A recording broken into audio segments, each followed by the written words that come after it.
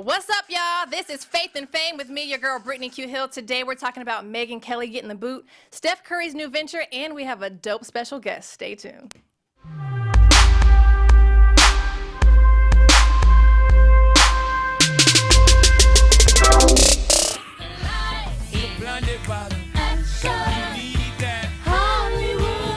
Hey. I'm trying to hit them notes. Go ahead, girl. It's your moment. Don't mess it up. I got the little Millie Rock on there.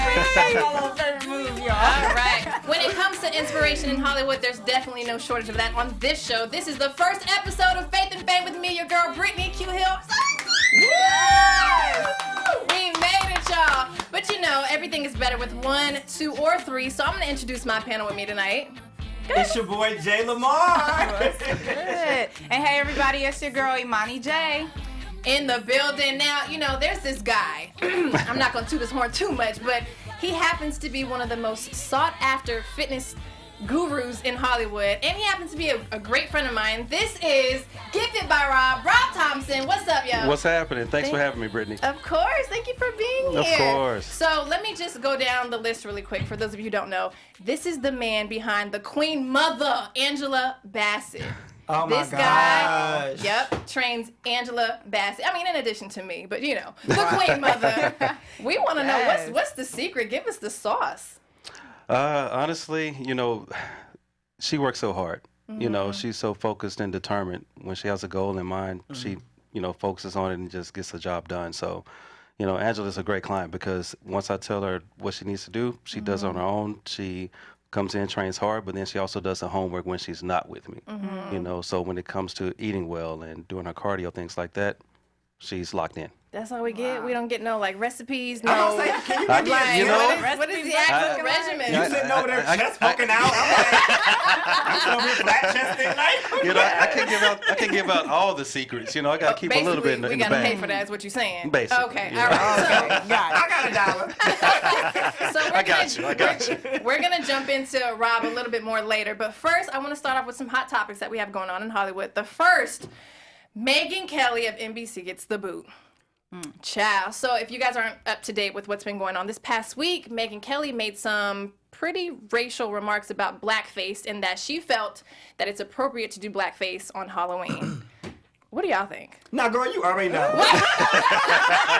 Hot mess. Now you know. Like I do not agree with that at all. Yeah. Like there's no. Not even on Halloween. Not even on Halloween. It's not funny. No, it's There's not. nothing. No. What do you think, Imani? Especially because during the Halloween time, that's when a lot of people who are non-blacks or not minorities, they use this this occasion to kind of cultural appropriate and then do this blackface. She even made a comment about, oh, my friend, she was Diana Ross and she made herself wait, darker. You're spilling it. We're gonna watch a quick Okay, let clip. me not even.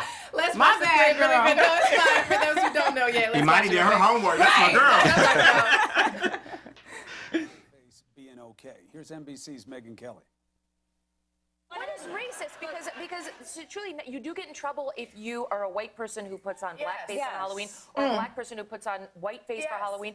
Like back when I was a kid, that was okay as long as you were dressing up as like a character. There was a controversy on The Real Housewives of New York. It was with Luann, never okay. 'cause she dresses Diana Ross, and she made her skin look darker than it really is, and people said that that was racist.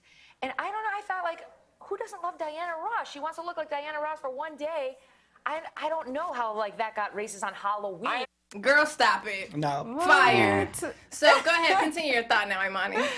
Well, so what I was going to say is, like, you don't see, like, black children or any other person going out and putting on, like, whiteface if they wanted to be Megyn Kelly, for instance, for Halloween. And it's just not right because blackface, there is a big cultural, a historic, like, it's rooted in racism. Yes, absolutely. It's not funny. It's especially for us. And if you have black people complaining about something that's affecting them, then why not listen? Right. My issue is that she's not just a TV host. You are a journalist. Oh, it is your duty, you know your better. obligation to do your diligent research and be up to par on social disparities, especially regarding racism. Like, there's no excuse for why you don't know why that's inappropriate. What do you think, Rob? I totally agree. I think what people forget to realize is that it comes with so much history. Like back in, in the theater arts, back in the 1830s, 1900s is when it started. So, it was derogatory. White male actor was dressing up as a black person and doing skits, and it was more so they were like rough looking and lazy, like all these negative tones, for our culture. Right. So it's not about just Halloween. It's about the history aspect. Yes. Of it. Exactly. And I don't think that Megyn Kelly knows the history. Right. She doesn't, She's clearly. completely not. She's oblivious to the entire situation. Right. Yeah. I do want to say that if a Caucasian person or somebody that is not black wanted to dress up as a black person for Halloween, there's an appropriate way to do it. Right. If you want it to be, let's say somebody wanted to be Jay-Z for Halloween, dress as Jay-Z, Right. but keep your face the same color that naturally Yeah. is. Face the same color. Yeah. Like, You but don't- just put on a costume, but don't Yeah. change your face. Yeah. Right. So the reason why I want to talk about this is because she mentioned that she thought it was appropriate for Halloween, being that Halloween is right around the corner.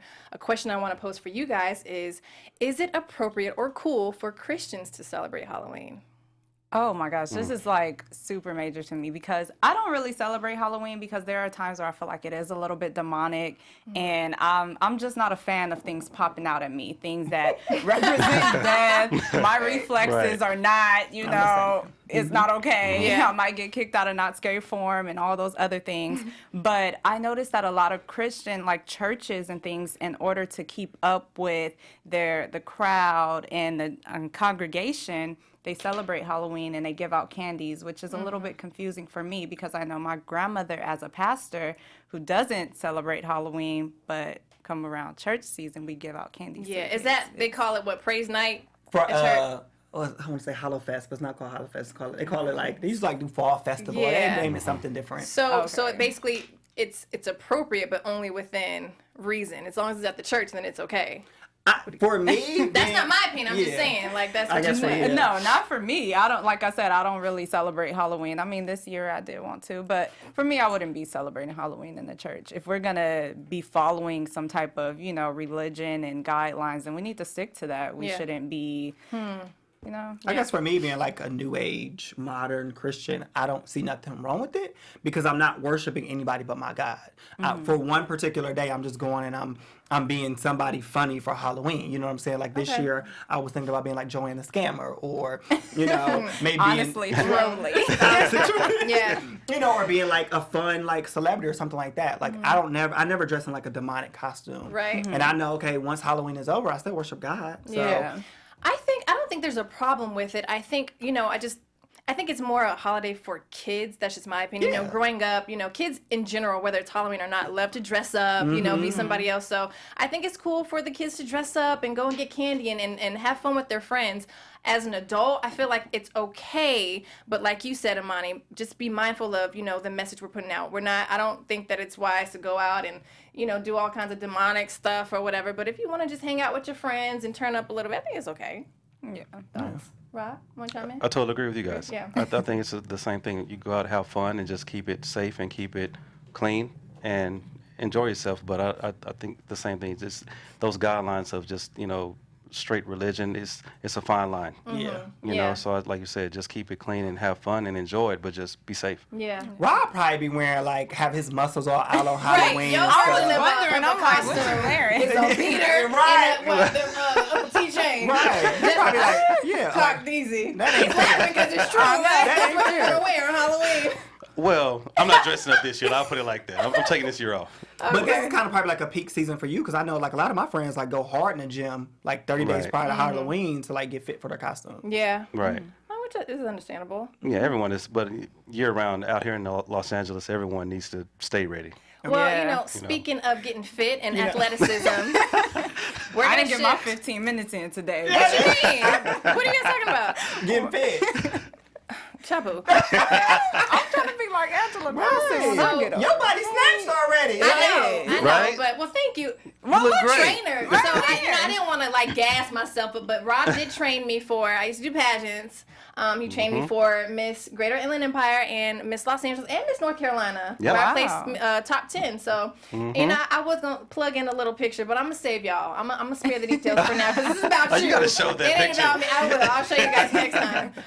So, speaking of athleticism, I want to shift over to my favorite player, Steph Curry. Shout out to Golden State, who's going to win another championship. Excuse me. Girl, that's Man, you know how I feel about Golden State. Hold it. I'm a Cleveland Cavs fan. all None of my day. ear. Oh gosh, I can hear other people in my ear right now. So Steph Curry is taking on Hollywood with the new venture as an executive producer. There's a film that's called Breakthrough, and it's basically about a young boy, he slips on some ice, he falls into the water, everybody thinks that he's dead, and it's just this miraculous story of him coming back to life because of everybody's faith. The idea was brought to him by Devon Franklin, whom we know is like a heavyweight in entertainment and faith. So I just want to know, are you guys here for Steph Curry as an executive producer? I am. He's following behind LeBron James. I was just gonna say that. You know, LeBron James Listen, did it y'all first. can keep the petty. Y'all can keep the petty. I'm just stating facts. It's okay. 'Cause LeBron James is over with the Lakers now, so either way. But did he win the championship last year? Temporarily. Did he win the championship last year? Oh, okay. I was just checking. Who Just making LeBron sure you did? got, yeah. He didn't even for that. No, we talking about And then last 2 year. years for that. You know, we talking And then about a year last for year. that. Listen, first of all. I'm just saying. Okay, so if you guys aren't familiar with what the role of an executive producer is, they're not so much hands-on with the technical aspect. It's more of like financial backing and like the creative development. So I know he got the coin to back the film. Do we think that he can pull his weight creatively? I think so. I think so. Yeah, I think Definitely. so. Yeah. Okay. I think Definitely. That's it? Why?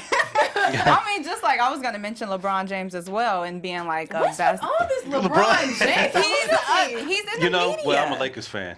You know, but And you a LeBron fan. I feel it. I feel Oh, never mind. outnumbered. You Cut know- his mic off. That's all right, Steph. I got you, Steph. I got you, Steph. now I am. Anyway, continue. Yeah, so I'm just mentioning LeBron James because he does have his, I can't think of his production company name, but he has a production company. I've so seen some of it's- his work. Yeah, it's He has it's like 3 or 4 possible. shows out right He now. does. Yeah, Yeah. for sure. So I think Steph Curry could do it. Yeah, Okay. I think Steph Curry has the creative capabilities of doing it. Like, I have no doubt. I think so too, and what I love about him is that he's so vocal and open about his faith walk. Yeah. You know, he always talks about God and just being an overall family man. So I think it'll be a good look for him. Yeah. So speaking of being a man of faith, we're gonna shift over to our special segment called Faith in It. This is a segment where we highlight someone in Hollywood who is outspoken about their faith and has taken major strides with a career in entertainment. And so today we're gonna highlight none other than Denzel Washington. Who else should we talk about, right? So what I love about Denzel is that, you know, I've read a couple of interviews or read a couple of articles that when he picks his roles, he makes sure to pick roles that are contingent upon his faith, meaning he's not going to take on a role if he can't bring some type of truth to it. Yep. You know, and I've also read that he would, once he takes a character, he'll find a scripture in the Bible to correlate with that character and build off of it that way, which I think is so dope. But before he jumped into his career in entertainment, he told a story about how there was a woman in a salon who prophesied this over him. And so we're going to watch a quick clip about him kind of just talking about how he came to know what he was going to do in Hollywood. 40 years ago, just this past March, I was flunking out of college. No, can you start at the 55-second mark? 7 grade point average. I hope none of you can relate. I had a 1.7 grade point average. I was sitting in my mother's beauty shop. They still call it beauty shop now? What they call it now? Yeah, I was sitting in the beauty parlor. I was sitting in my mother's beauty parlor, and I'm looking in the mirror, and I see behind me this woman under the dryer. And every time she looked up, every time I looked up, she was looking at me, just looking me in the eye. And I didn't know who she was, and I said, you know, she said, somebody give me a pen, give me a pencil, I have a prophecy. March 27, 1975, she said, boy, you are gonna travel the world and speak to millions of people. Now mind you, I flunked out of college. I'm thinking about joining the army. I didn't know what I was gonna do, and she's telling me I'm gonna travel the world and speak to millions of people. Well, I have traveled the world, and I have spoke to millions of people. But that's not the most important thing, the success that I had. The most important thing is that what she taught me and what she told me that day has stayed with me since. I've been protected. I've been directed. Tell him. I've been corrected. It's all deep. I'm feeling I've it. kept God in my life, and it's kept me I've humble. had a day. I didn't always stick with him, but he always stuck with me. So stick with him in everything you do. If you think you want to do what you think I've done, then do what I've done and stick with God. Number 2. All right. That was good. Thank you for that, right? That So was really It's good. powerful. I love that he's so open about his faith, and that, you know, when he takes on characters, he keeps that in mind, that the root, the very reason why he does all of this is to bring glory to the kingdom. So quickly, what's your favorite Denzel piece? Oh. I'll start. The Book of Eli. Do y'all remember that movie? Yeah. Where he nobody knew he was blind until the end, and so basically the moral of the story is we walk by faith and not by sight. That was my favorite, absolute favorite. What was yours? Oh my God, I love everything Denzel. One. I can't That's pinpoint tough. one. Pick one. I That is so cannot tough. pinpoint What do you one. think? Oh, I love Malcolm X. Oh yeah, yes. that's a classic. I love Malcolm X. Yeah, that's a classic. Money. You know what? Yeah, this was a tough question, but I'm just gonna, just based on like my friend Ashton making his way into being an actor. He was just in a recent film with Denzel. I can't think of the name of it. The Negotiator. No, Recent? it's recent. The Equalizer. Oh, Equalizer. Too? That's what I'm thinking of. Yes. Yes. So shout out huge. to Ashton for being in that piece. That was really That's huge. What was that movie Denzel did when his son was dying? John Q. John Yeah. Q. That was one of my favorite movies. That one was heavy. That one was heavy. Yeah, that was heavy. Superb acting though. Oh, nice. That's why I love Denzel. I know you can't. You Who really can't doesn't? pick just one. All right. So since we're on the topic heavily on faith, we're gonna shift the focus to our special guest, Rob Thompson. yes. This is gonna be our interview portion, and so. Rob, first of all, thank you again for being on the show. Thank you for coming, Rob. Yeah, I thank you wish guys for I having would me. have I wore appreciate athletic gear. You know what I'm saying? I thought about that. I love You know, it. have my We could- guns out, my little baby guns out. We could have got a workout here right now. We sure you could know? have. Yeah, right? But the way my stomach's set up. So this show is called Faith and Fame for a reason. So the focus of the show is because, you know, we all work in entertainment. There's this false idea that you can't be a person of faith and then have a successful career. It's like you can only do one or the other. We're killing that today. So you can do both. So today we want to talk about, you know, what is faith to you first and foremost, and then what is your faith? Faith for me is honestly just trusting God, and through it all. I mean, through it, when things are going great, and especially when things are going bad, or you're in that state of isolation, and you're trying to figure out what the next move is, and then you don't want to make a bad decision or a quick decision. Sometimes you just have to be still and just wait. That's a word. You know. Be still. So, you know, it's just one thing that I've learned is just to trust him, and no matter what, do the good, the bad, or the in-between, just keep the faith and stay positive, and just be genuine. Just try to continue to be you, and don't take the bait, you know what I mean, of Hollywood to get to where you need to be. Elaborate on that a little bit. What do you mean by taking the bait? Just trusting God. It, like my mom always used to say, all money isn't good money. That's right. You know what I mean? So sometimes you have to say no to an opportunity if you feel uncomfortable and you feel the discernment of the Spirit telling you not to do something, or it may not be the right idea. That's a sign. Sure enough. So just wait. That doesn't mean you may have to say no to one opportunity to get the blessing on the other side of the door. Right. That's He not good. only give you a six pack, but he give you a word. That's it right there. That's it. That's it. Yo, that's That'll make me want to sign up. Right. That's funny. So, what is your faith? Like, do you have a denomination? Did you grow up a particular way? Are you something different now? Non-denominational. I grew up originally in a Baptist church, and then I'm a member of, still a member of the Potter's House in Dallas. Nice. So when Bishop came to Shout out Dallas, to I was Bishop there. Jakes. Yeah. So just with him and just his teaching, it really helped me a lot as I was growing up through high school and losing my dad, and then going to college. I mean, I needed that ear, Yeah. that voice, in my ear. How was your spirituality growing up? Oh, strong faith base. So you My grew mom up is in a the prayer church. warrior. Got it. Yeah. Okay. Still Okay. to this day. What's your So- favorite scripture? Philippians 4:13. I can do all things. I can do all things through Yeah, Christ who strengthens me. That's a classic. And and it's true because You sometimes felt it? Yeah, I love that. Y'all had the spirit over here. Yeah, we did. because it's hard out here in Los Angeles. It's challenging for whatever industry you're in, whatever you're going through. You're away from your family, you're away from your friends. You're out here in LA trying to be successful. Yeah. So I mean, you're in isolation. So you have to trust God. You have to keep that faith and keep your spirit strong, because there are going to be bad days. Yeah. It's going to be great days, and then you're going to go back to the bottom. So to maintain your emotional and spiritual balance, you have to have your prayer life in order. You have to That's for journal. sure. Like I journal daily. I write and talk to God. I may not be able to pray at that moment, but then I'll go back a couple of days and write. Yeah. You know. Tell us the moment, if you can remember, where you knew for yourself that God was real. Well, honestly, it started. It's a lot, There's a lot in this journey. But just when I was born, I was 3 months early, and I weighed 1 pound. So, And you big now. Stop it! So Can't deal with you. 1 pound and 200 something. That's crazy. Won't God do it? He would do exceedingly in abundance. That's a blessing. Oh my gosh. So just, thankful. Y'all so crazy. But just thankful that, God blessed me to be 100% healthy, and everything that the doctor said that was going to be wrong, learning disabilities, but not being able to walk, hear, see, things like that. So when I look at to where God has brought me from, and I'm thankful that I'll be able to work out and train hard and inspire people to also do the same.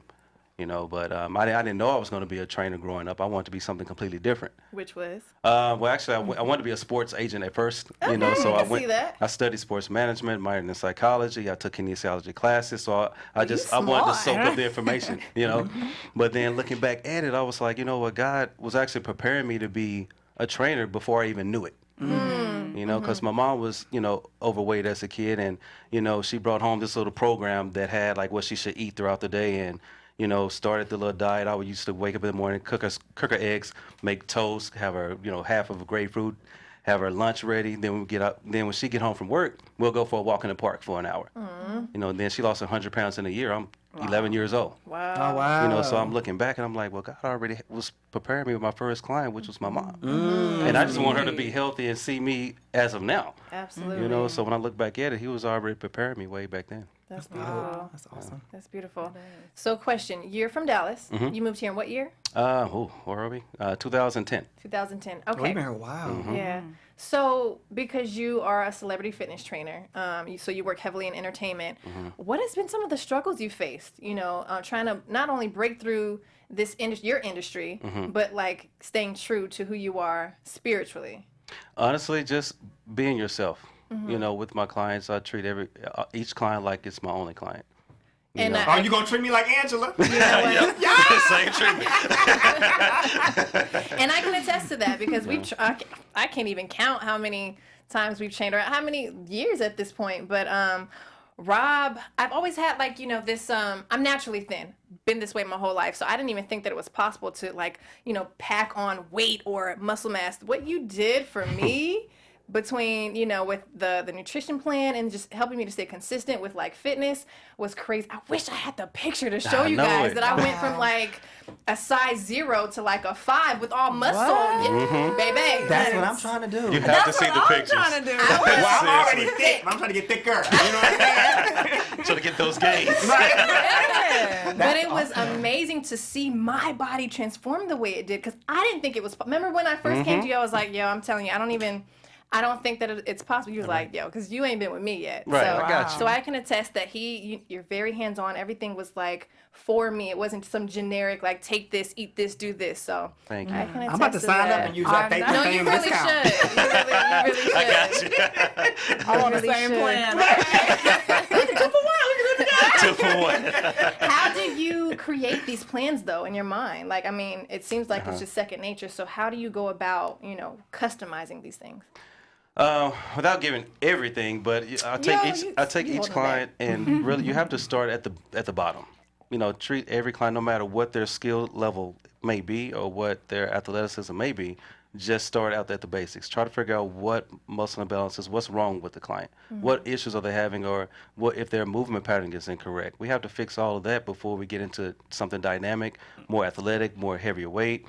We have to kind of gauge it that way. So I really just try to figure out what each client needs and then focus on just that. So being that you are the motivator, what motivates you? Honestly, myself. I've always been, thank God, a really focused, self-driven person, and the way I look at it, no one can make me better outside of God is myself. That's good. So my competition is me. There will be days I may be a little bit low on energy. I may be tired. I may not want to work out again that day, but I have to focus. If I don't do it, who will? How many times do you work out? It depends. Once or twice. Oh, okay. Okay. Yeah. How do you start my your weekly. mornings? My weekly. 1 or 2. Yeah, but I want to know, how do you start your mornings? Because I think like setting intentions for the day is very important, and you saying you're your own motivator. Right. So It's funny you say that. It depends on the day. So like right now, I have an earlier morning on Tuesday, Thursdays. So on Monday, Wednesday, Fridays, I'm planning. I try to work out before I start my clients. Certain days I may have to do it at the end. So it kind of depends on my client's schedule and what they may need, depending on filming. I'll make the adjustments towards that. okay. Yeah. Has there ever been a moment where you feel like you had to compromise your faith No. in this business? Not compromise my faith, but there was a point in time I was like, do I want to move back to Dallas? Ooh, why was I had that? that thought. You just get to a point where you know where you want to be, and it's just not happening fast enough. Don't we know? You know, and You talking to us? right, and it's challenging. I think we all go through it, but then I said, you know what? God has brought me this far. He's not gonna leave me now. So I'm like, I'm just gonna be patient, keep the faith, and keep working. And then fast forward 4 years later, I'm at another level. Yeah. So now I'm like, okay, God, what's next? So even now things are going great, but there's still always a level up period. Right. Yeah. So it's a little bit more on you at that time where you have to really feel you have to search for God, be like, okay, God, I can't do this by myself. Yeah. I need you. Yeah. So I know all your clients aren't Christian. How do you deal with clients? Like maybe if you, like, I don't know how you inspire your clients. I don't know if it's through scriptures or whatever the case may be, but how do you deal with clients who aren't, the same faith as you? Great question. The way I look at it, I ask God for each of my clients, and throughout the day, there may be one thing I could say to them that they'll remember and they'll be inspired by. So the way I look at it, I can't judge anyone for being a certain denomination or, atheist or, that's not my call, because God still loves us all. Right. So I got to treat all my clients the same way.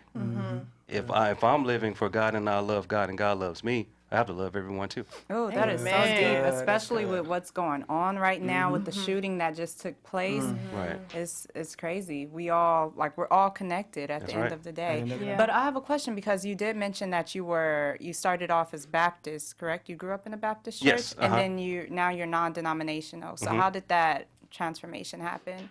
It was a great transformation because with the teaching and the word that I was getting from Bishop, it just spoke to me, to my spirit.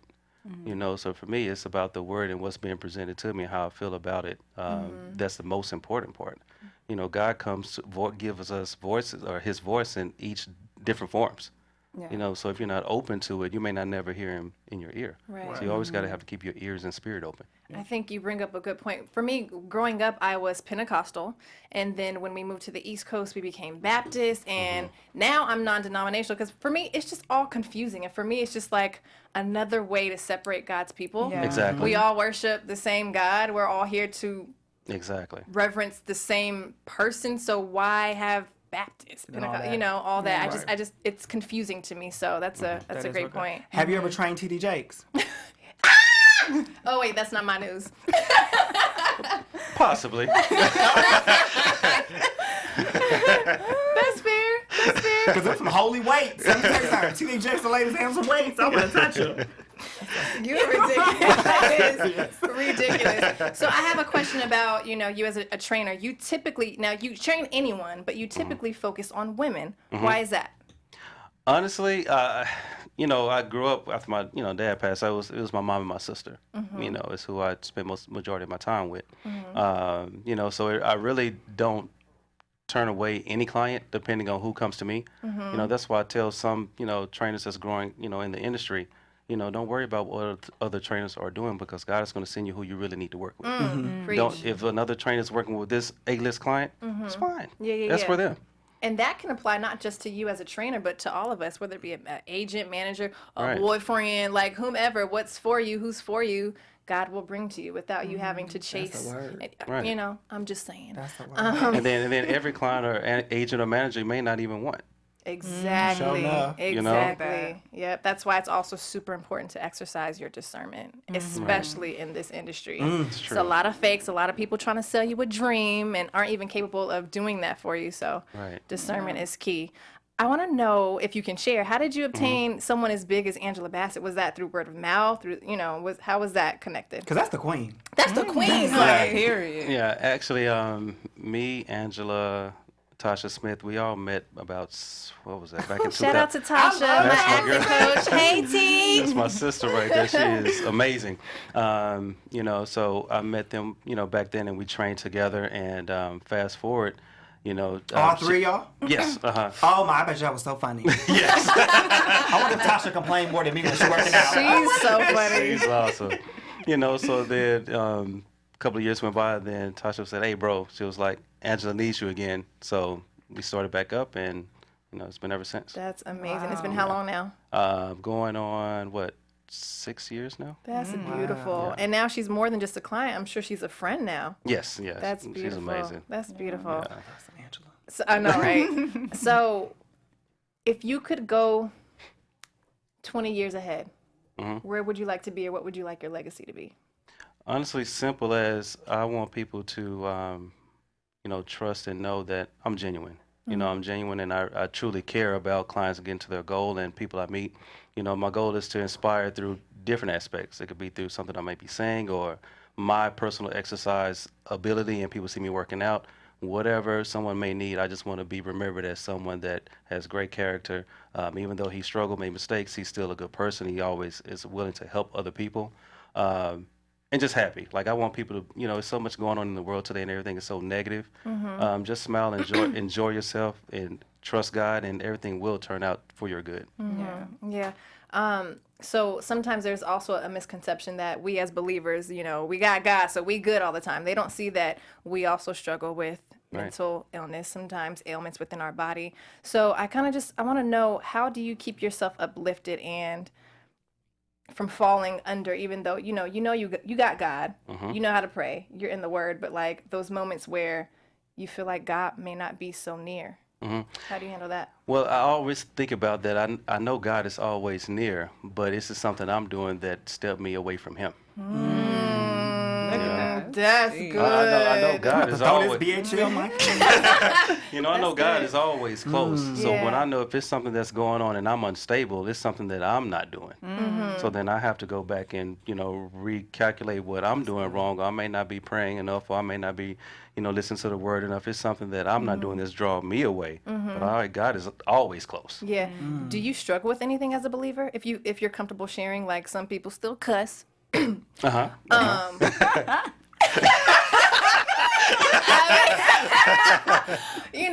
things. Right. Shame on him. No, you don't. I can't talk. But is there anything that you struggle with as a believer that you're adamantly working on? That you're comfortable with sharing? Let me think. Maybe cause y'all gotta eat a lot. Right. Is that considered gluttony? Actually, yeah. Is it? It is. Even excessively working out. Oh wow! I wouldn't. That's why I don't do it. I got enough sins to get to. Even that could be one. Excessively working out. If you're so stuck on yourself, then what are you really doing it for? Are you doing it for the right reasons? Do you feel that that applies to you? No, not at all. Yeah. Not at all. But I'm just saying in general. But for me, just my thing is just really being patient. I think sometimes I get a little bit impatient because I want things to happen faster, because I'm not only doing things for myself, I'm doing things for my family, I'm doing things, so you want to motivate and keep, progressing. Sometimes I have to worry about, okay, I can't do everything myself. So God, I'm being impatient, so I have to slow down a little bit and let Him do what He needs to do for me. I think we're all guilty of that. We want what we want. We want it right now. That's one thing I got to work on, is my patience. Right. I'm working on it. It's tough. It's tough, especially out here with social media, because you looking at the phone every day, you see what people, you start comparing, and we're all in the same. Yeah. No matter who's high, who's low, one person can be here today and be here tomorrow. Yeah. So it's just staying even keel. Yeah. Do you guys have any questions for him? Oh, I know I take the floor a lot, so. Opening the floor, no. I want to play a quick game with you. 'Cause, Uh-oh. you know, we got to know a little bit about you, about your faith. Let's get to know you on a more intimate level. Uh-oh. Dun, So- dun, dun. Got the eyebrows. Don't be scared. So this is called rapid fire. Uh-oh. All right. Okay. You remember this game? I'm kind of nervous. I don't know. So there's 15 questions on the page. You pick the number. So if you say question number 15, I'm gonna read 15, and you're gonna answer with the first thing that comes to your mind. Don't think about it. Don't see it. I'm gonna try not to. Give me Okay. the first answer. Can I get like 2 minutes on the clock? Dun, dun, dun. Add a little fire under your butt, make you, I'm a little nervous right now. Okay. All right, you ready? Take a deep breath. You sure? All right. Now, It's kind of warm. when I say go, you pick the number, and then after I ask you the question, answer it, give me another number right away. Okay. All right, 15 questions, all right? Are we going through all these 15? If you can get through it, it's on you. How much time do I have? 2 minutes. All right, let me put the. Hold on. He competitive, so he about to do it. Let me check my heart rate. Typical of a trainer. Okay. All right, I'm ready. You ready? I'm ready. All right, go. 3. What's the best advice you have ever received? Never give up. Ooh, give me another one. Stay strong. No, number. Crazy? Oh, 1. Give me 1. Give me 1. Looking at his hat like, keep going. I know. Right. Like what? If you could go back to any year of your life, which year would you go back to and why? Ooh, It's good, ain't it? that is a tough one. What I would say, Don't think about 26. it. And why? I would have came out here sooner. Ooh, okay. All right, give me another one. 9. 9. What is your favorite book other than the Bible? Ooh, that's a tough one. Actually, T.D. Jake's book, He Motions. Ooh. I think that is a great book that talks about men's just things that we deal with. Still being a strong man, but also being in tone and sensitive to our own emotions too. That sounds good. It's a good one. Give me another one. Actually, the Tiger Woods book I just finished. reading. That No, was great. crazy number. I'm actually trying to stall. I'm actually trying to stall. 7. 7. If you could ask God one question, what would you ask him? That's deep. Ooh, that's tough. One question. That's a good one, right? Am I accepted into heaven? Ooh. Don't we all want to know the answer to that? I'm trying to walk up. Like, Right. Oh, my white on. Skip the line, I know that. You would skip the line. You skipped the line. Excuse me. Excuse me. Give me another one. He waiting for me. 30 seconds left. That's a let's go 2. 2. Let's go 2. If you would have won the Mega Millions, what's the first thing you would have bought? Ooh, I would have to take care of mom. You have to give mom a nice house. Would you get a house? Absolutely. Nice. Okay, one more. I mean, well, a few more if you can. 10. 10. What is the last movie you watched in a theater? What was that? A Star Is Born. Nice. One more. 11. 11. What is your biggest pet peeve? You know when people be like, I got something to tell you. Oh, I can't And then they're like, never mind. That's me. You be like, dude, you have to tell me now. Yo, I do that at least once a day. I probably will work your last That nerve. is so annoying. Because then you feel like you need something. You know? Yeah. All right, cool. That was fun. Thank Oh, you yeah. so much for joining us today, Yeah, I feel taking like- your time out of your day. Was that Kinda stressful? Yeah, a little bit. You know? did good. Thank you. Any last questions for Rob? When we want to work out. No, I know you say you don't take men clients. But I ain't that difficult. I have several men clients right now. Let's put that out there. I have like 5 or 6. Okay. So we're good. We're good. 7. Got Bam. you. I got you. Can you ever have too many clients? Yeah, absolutely. Yeah, so what's like your Absolutely. cutoff? Well, I try not to train more than 6 a day. So it kind of just depends, that's a Okay. lot. Yeah, because even that's a lot. I've That is a done lot. the days of 10, 12 clients in a day. And the thing is, you never want to lose focus and attention to each client. So you have so much, you may have a lot of quantity, but you want it to be efficient. Right. You want your one-on-one relationships to be Right. efficient. One last question. For your viewers who are watching, give them one piece of advice or inspiration to end the night with. Simple as what's on the front of my hat. Just Keep going. going. No matter what your goal is or what you're striving for, or your career, or just in your personal life, just keep going through the good and the bad, and just keep God first. Yeah. Before we go, give us a little Scoop one, BHL. All right, y'all, I got some good stuff over here. So, hey, BHL fans, Black Hollywood Live is the first urban digital broadcast network in existence. Since inception, BHL has prided itself on creating outstanding content in all areas from news, music, politics, to lifestyle and entertainment. We've not only given voice to the often underserved Black and the Latino community, we've also provided new hosts with the dopest platform to exercise their talents. And that's not all. BHL has done the same for many of Hollywood's A-list, including Oprah Winfrey, whom has made multiple BHL appearances and given us several shout-outs. Now the Black Hollywood Live Network needs your help. How can you do that? By subscribing to our YouTube channel. That's how. Subscribing to our YouTube channel will also help you find new shows we're sure you'll love.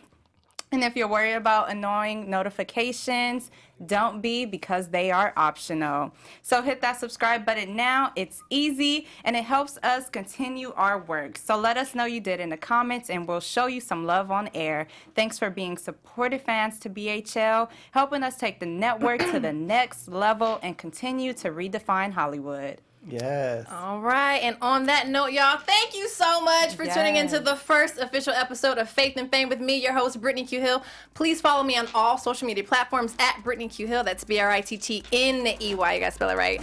Tell us how to follow you. You guys can follow me on all social media platforms at I am J Lamar. And Brittney, we have something special for you. What do you have? So, I'm nervous. for your first show, we just want to say congratulations. You worked so hard. We've seen the hard work and tears. And congratulations on your first show. Yes. Love you so much. It's been amazing. Thank you. So beautiful. And hey, everyone, you can follow me at Imani A Jack and at ImaniJTV.com, where I'm covering everything pop culture and news. All right, Rob, tell us how we can follow you. Follow me on all social media platforms at Get Fit by Rob. All right, y'all, it's been real. Thank you for tuning in. We'll see you next week. See y'all next week. Bye.